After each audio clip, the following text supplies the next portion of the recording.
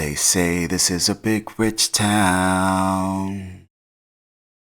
I just come from the poorest part. Bright light city life, I gotta make it. This is where it goes down. Yeah. What up, what up? Back for another episode recap of that good Power Book 2 Ghost. Season 4, Episode 3, entitled Birthright. I am your humble and most gracious host, Real. And this episode is brought to you by that good Jim Beam. That's right, I'm back on the beam tonight. Devil's Cut. That damn Devil's Cut is working. And Coke. Diet Coke, because I'm old. You know what I'm saying? Old school. Let's just get down to brass tacks, shall we?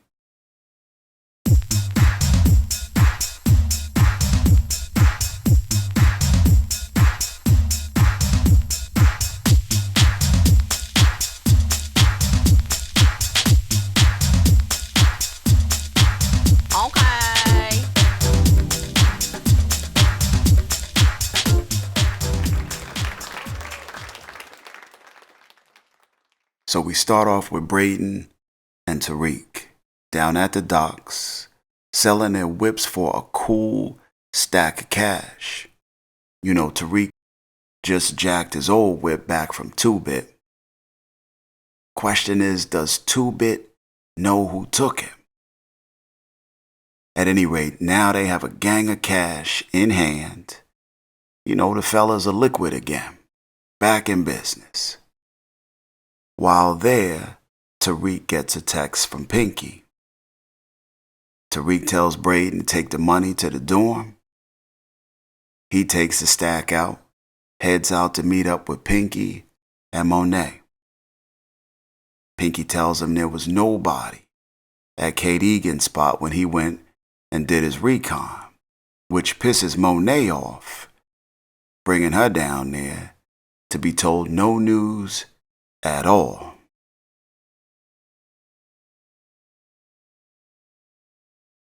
She's still looking for an answer to that question that haunts her very soul, every waking minute of her life now.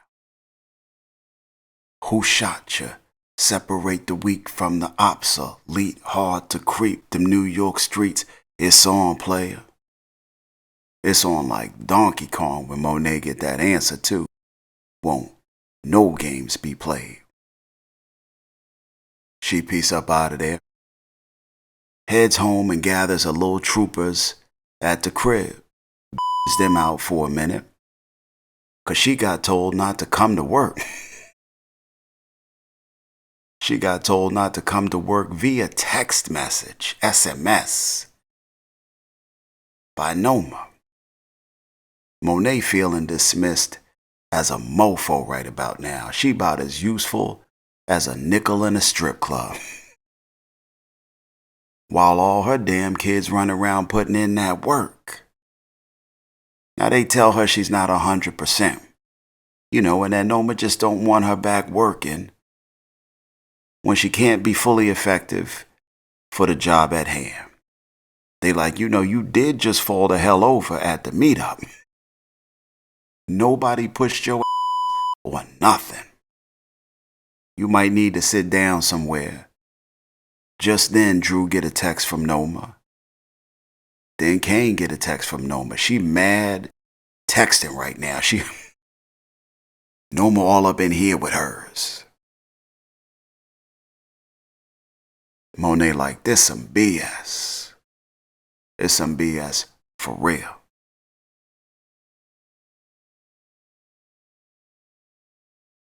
Her text tells Kane, Obi MIA. Needs him to take over his duties for now.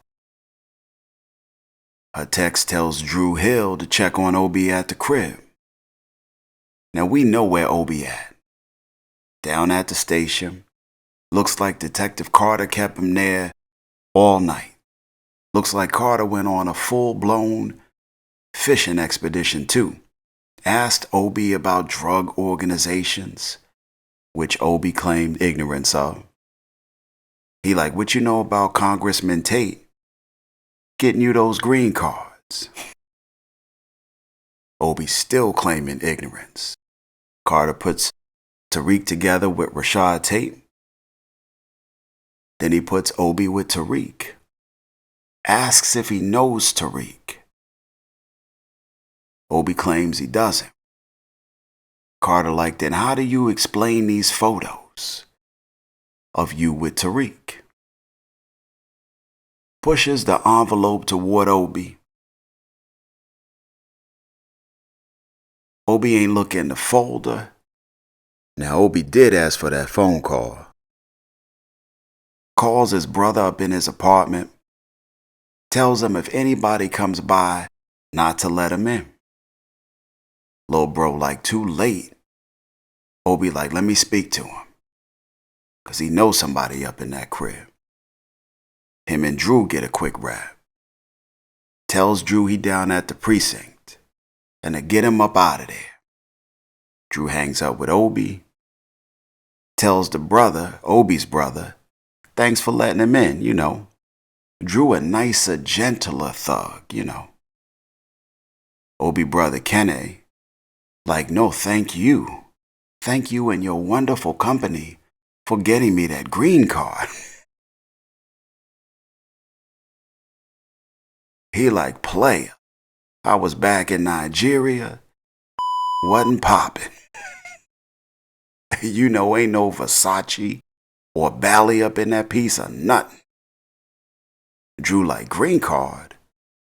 When you get here? He trying to put two and two together. Eventually pieces up out of there, calls up Davis. Tells Davis to deal.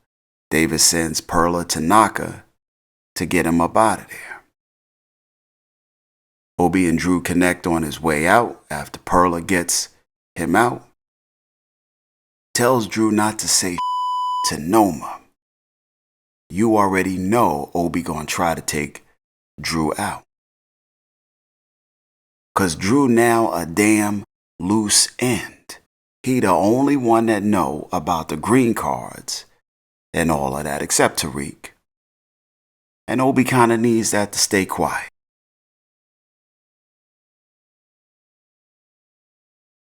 Drew like, okay, I can do that, but no more corner boy shit, you know. I don't want to be running your errands, getting your bagels. And I want to move up. I want to have a corner office, have Fridays off. Obi like, yes, I got you. Obi ain't hearing Drew saying. Obi all up in his own head. Right about now, trying to figure out which woods he gonna bury Drew body in. They get back to Noma's.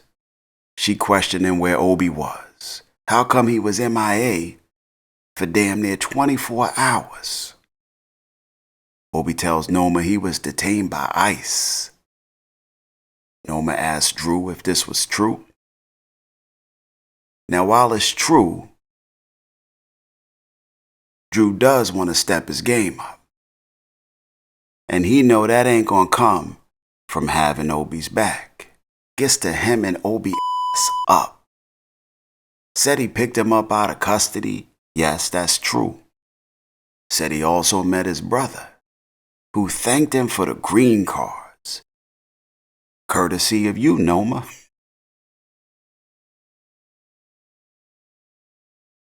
Put Rashad Tate and Tariq together. Said Tate pushed the green cards through Obi ass all the way under the bus. Noma like, so that's how Tariq escaped his plan end. Obi ass on the hook now, like a fish whose fate is to end up on a damn plate with a side of rice. Ain't nothing Obi can really say right now. But Noma gives him a few last words after telling him about his betrayal.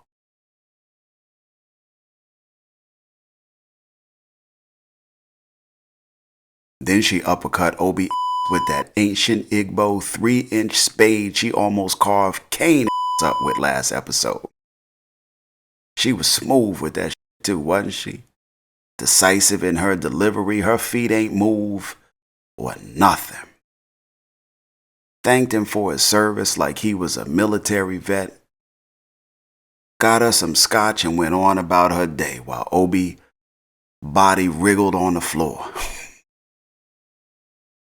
Meanwhile, on the other side of town, Tariq makes his way over to see Davis.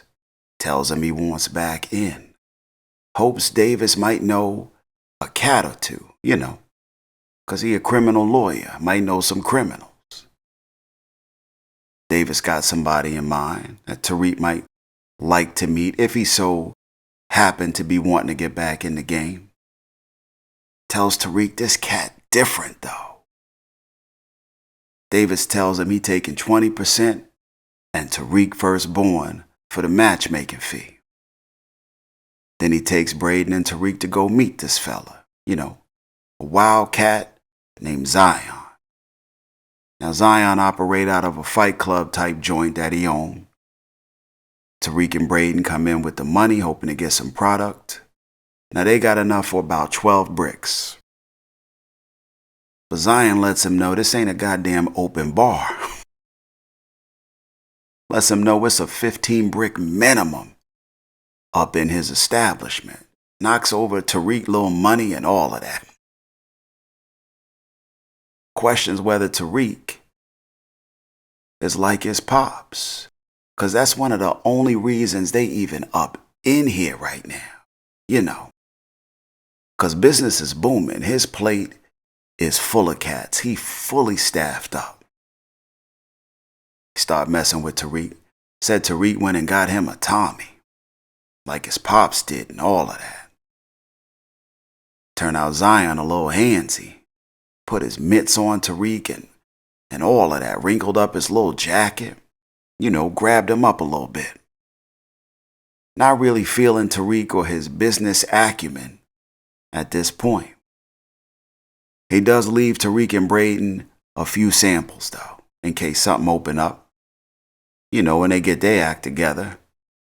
Or in case they want to be customers for real.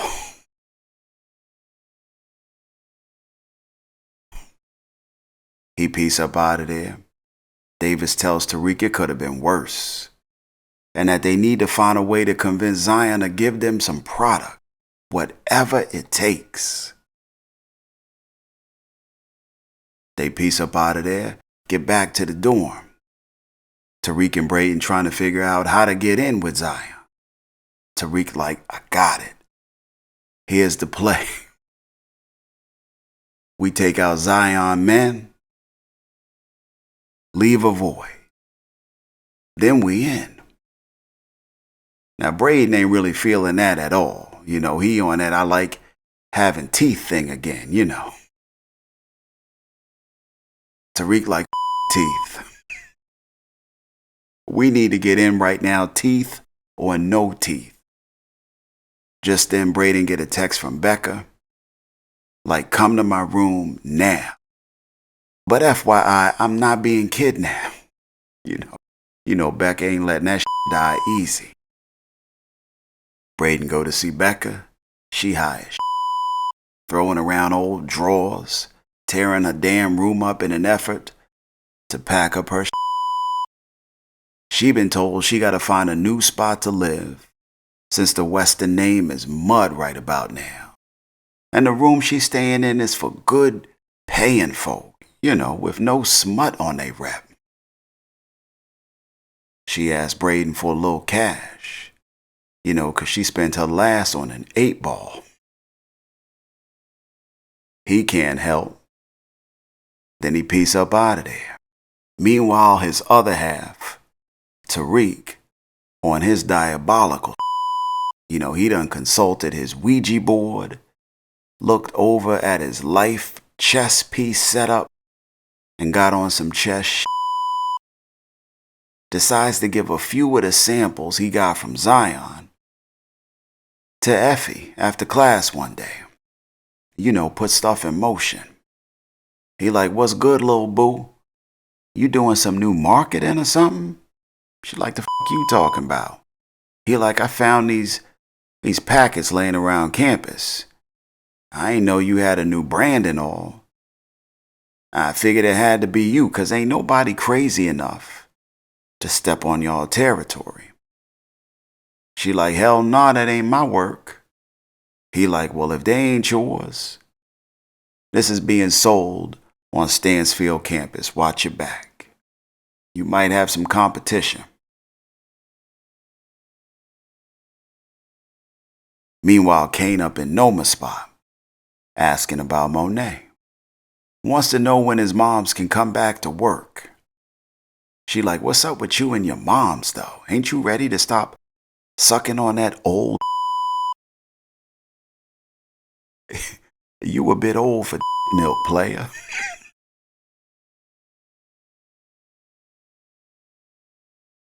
Noma stay a little snippy, don't she?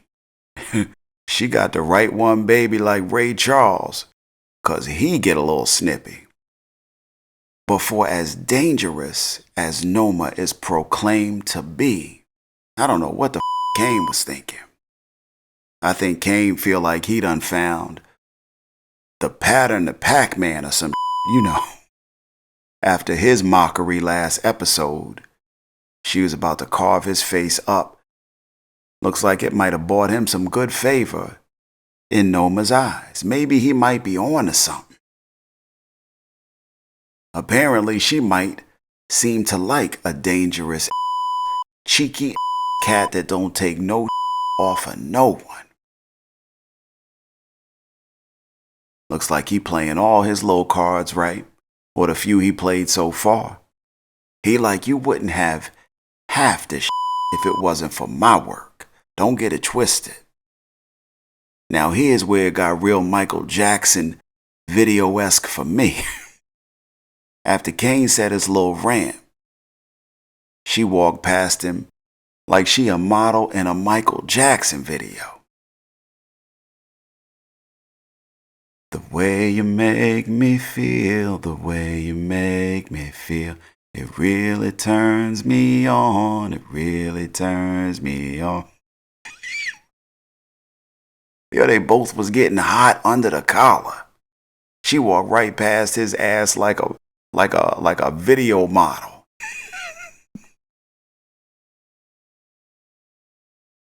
Kane got on his Jade, don't walk away, boy. Don't walk away, boy. Kane spun that ass around like, don't be walking away from me like that. You best to recognize. And she immediately goes to slap him. But he blocked it like a Mortal Kombat counter move. He like, oh hell nah. Don't nobody be slapping me now. At this point, they both up close and personal. If it was going to be some drama, some beef with Noma, it would have happened. They face to face with all that dangerous energy heat steaming all over their bodies. Yeah, they was about to get into it on some sensual for real. The scene was set. Noma was hitting him with the smoky eyes and all of that.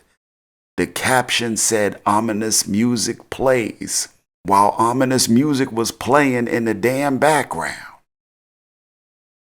Here come Effie, goddamn. God damn it, Effie.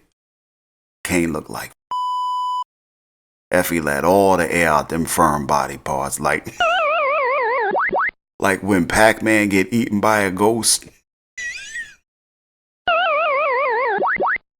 They backed up as Effie came up in the spot, but it didn't go unnoticed by Effie. Just put in the back of her mental Rolodex, you know, for now.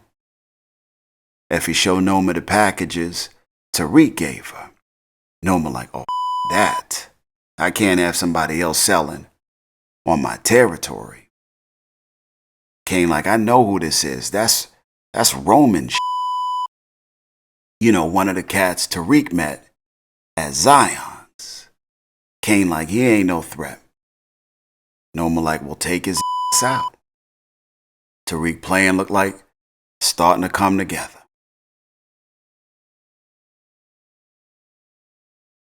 Just then, Noma's daughter walks in. Hyped up, pissed that she had to go away, on her mama's bull.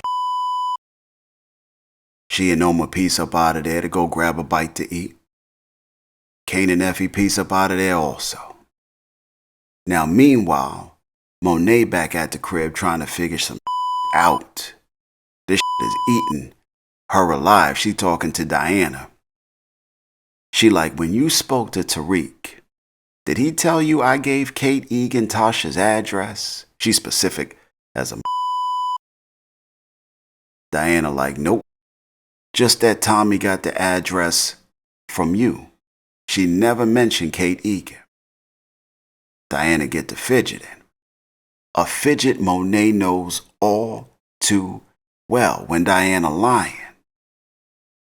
Cause Monet to flash back to their childhood. Yo, Monet had them kids on the damn scale. Couldn't have been more than 9 years old. Weighing, bagging, had them with the little baggies and all of that. She trying to teach them how to soldier. They couldn't have been more than 9 years old. All they want to do is color, play with dolls, and remember when she was teaching them how to lie? Diana had a little fidget. Had that same fidget when she asked about Kate Egan. Now at first I was like, oh, Monet got her. Before the fidget. Because Diana ain't even asked about who Kate Egan was or nothing. She cleaned that up at the end though. But not before Monet caught that tail. And quite honestly, Diana got other on her mind right now. I mean, she can't be worried about Monet. She about to be Monet. Well, maybe, with the baby and all. Only one person know about her little secret. Aside from her doctor, and that's Brew. After her little run-in with Brew on campus.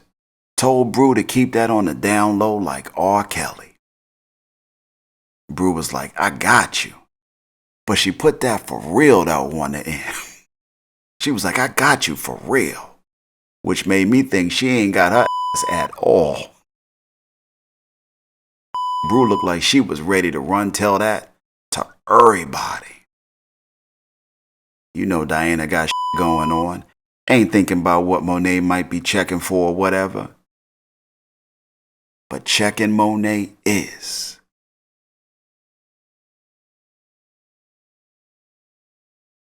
At some point, she and her sis Janet get a rap.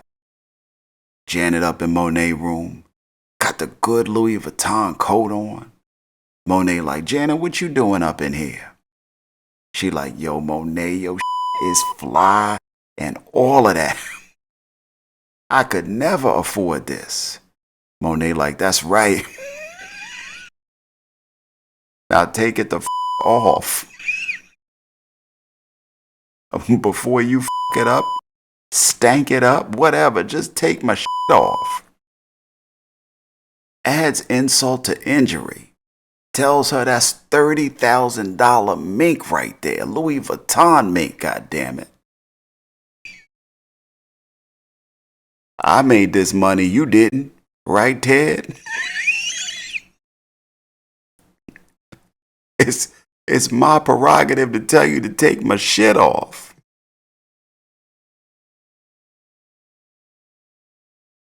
She like, let me get that about you. Retrieves the $30,000 coat. Hands Janet a $2,000 coat.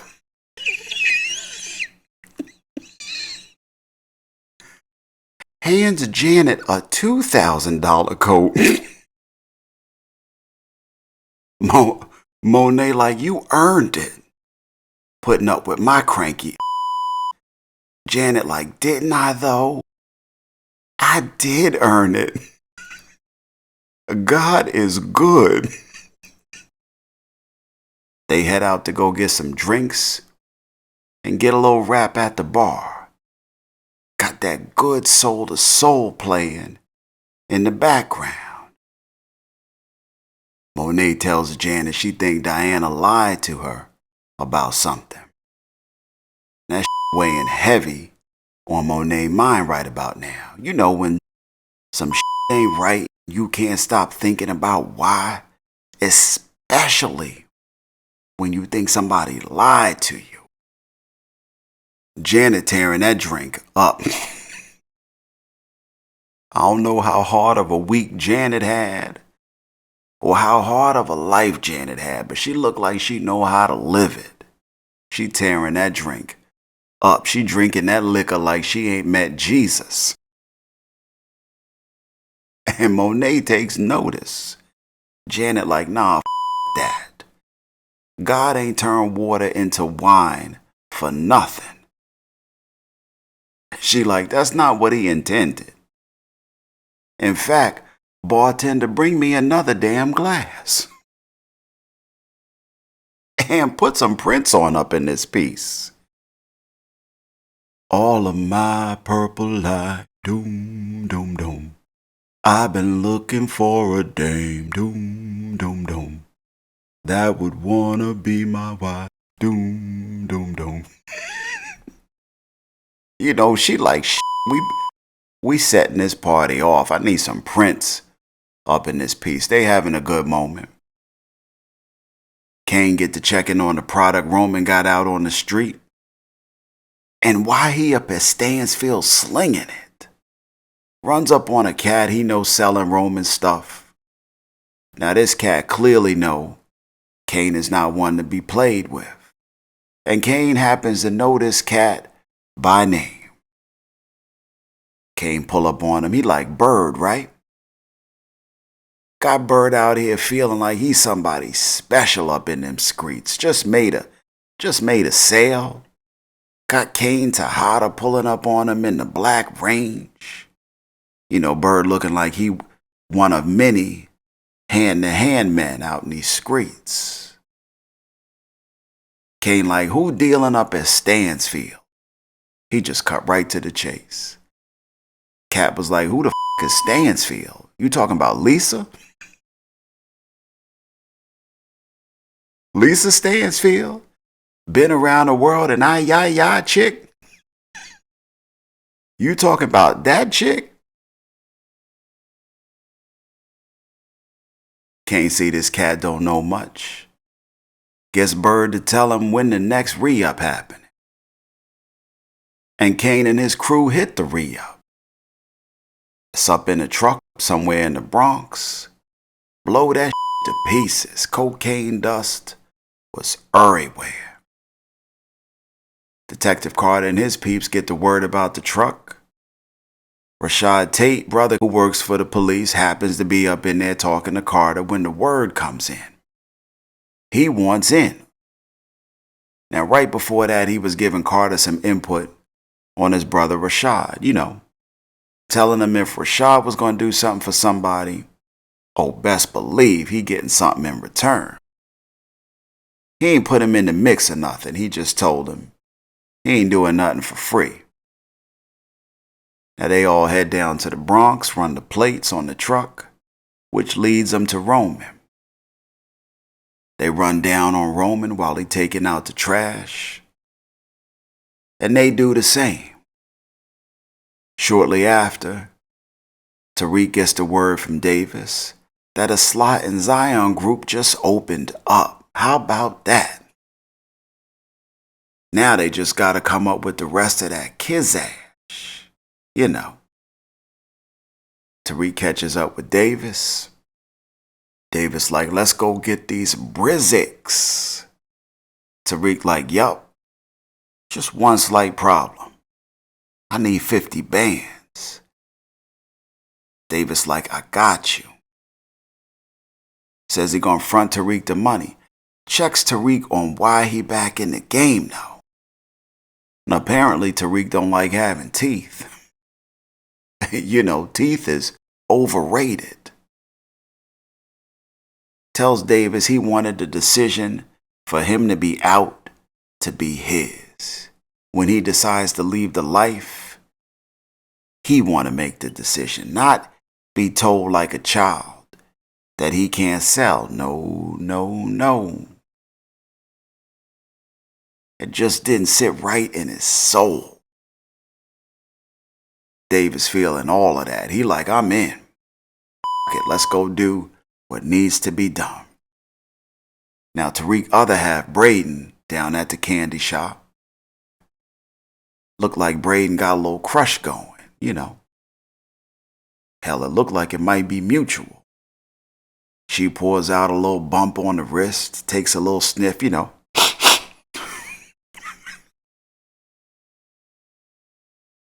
Offers a little to Brayden, who takes that ride with her. Look like a little Love Jones is happening up in here. She get back to prepping for their show, which kicks off shortly after. And the candy shop after dark thing is back in full and final effect. Tariq comes up in the spot at some point. Brayden tells him this is how we get moving. This crowd, this group. I don't know what these two little youngins is doing, but ain't this gonna cut into Noma's Stansfield sales? I don't see this going good at all. But hey, what do I know? Meanwhile, across town, Kane and Effie back at Effie's spot. Kane start trying to put two and two together. Asks Effie where specifically did she find this product. You know, the one with the brand that they track back to Roman. And Effie ain't give Kane no rhythm. Don't tell Kane nothing specific. Just that she found it on campus. And she definitely didn't put Tariq's name in her mouth. Kane thinking she and Tariq might be trying to f him over. Told her ain't nobody moving nothing up here at Stansfield. That ain't happening. She hit Kane with the same heat. She like, I saw how close you were to Noma when I came in the spot earlier. And they both at a standstill. And at odds a little. Kane piece up out of there. At some point, Davis visits Noma. Lets her know he already drew up paperwork that says Obi is out the country in a spot where there's no extradition. You know, in case anybody come looking for Obi and his brother. What the f happened to Kenny? Did they take him out? Inquiring minds want to know. Davis told Noma he'd do like this all the time, you know, offering his services. She like, you a cheeky mofo, ain't you? He like, that depends. Do you like cheeky mofos? Now, Noma was a little busy, so she tells Davis they can catch up another time, you know. Noma had that little fire still burning, that fire that ain't been quenched yet, that fire that ain't been put out yet. She's still a little hot and bothered. But alas, Kane makes a late night stop at Noma's, or an evening stop. I won't say late night. Comes for that ass. Ain't no games to be played, ain't no lies to be told. She looked all too ready to give it to him. They get to carrying on. I'm like, okay, but ain't Anya walking around that piece somewhere? You know, they just all up in the kitchen with it. Kane come back over to Monet's after having eaten some of Noma's cake. You know Kane head was bigger than a mofo. After he just knocked down the boss. The one that got his mama on the sidelines. The most dangerous of dangerous British villains this side of the Atlantic. They look like they just sitting down to eat in the Tejada household. At the same time, Pinky was still on his Kate Egan mission. Pinky came through like a hurricane. Sends Tariq some footage from Kate Egan's Ring camera. Tariq in turn sends it to Monet.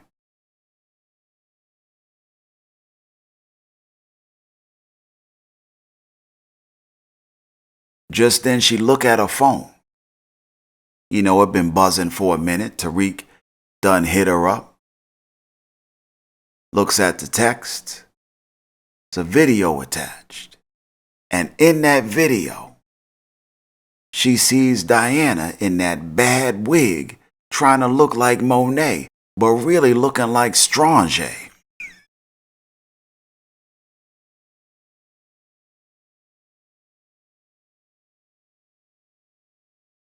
All hell break loose. She like, I knew I should have flushed y'all. Diana and Drew scoot the up out of there.